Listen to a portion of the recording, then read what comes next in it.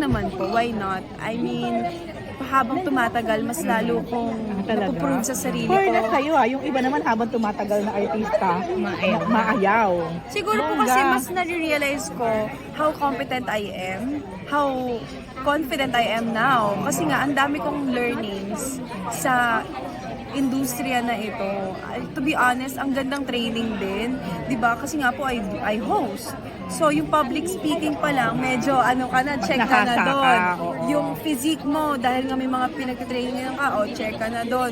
Kumbaga, ang kulang na lang talaga is paglalakad para sa pasarela na kaya namang Pwede mo namang i-train. Kaya namang i-train. Pero kasi po, mahal din palang sumali sa Na-realize ko na mahal din po palang sumali sa mga pageantry.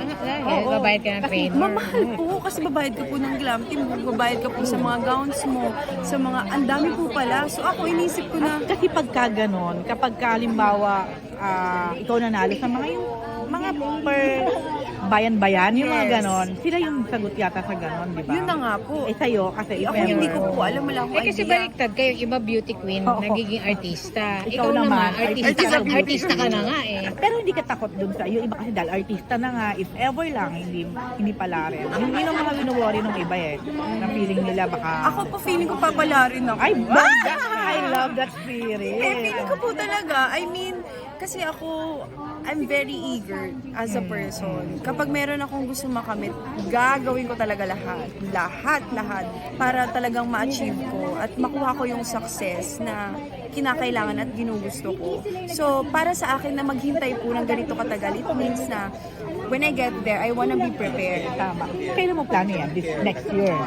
Wala po, hindi pa po yata pa? next year. Siguro at the most bata pa po. 2026, mga ganun, 2025, ganun po. Pero gusto ko kasing manalo at willing akong gawin ng lahat para manalo. Ay, hindi naman lahat-lahat, syempre. Parang, kumbaga, yung effort, ibibigay ko talaga. Kaya gusto ko po, pag dumating tayo sa point na yon, mas maluwag yung time ko, mas meron po akong oras para mag-train at mag-prepare for it.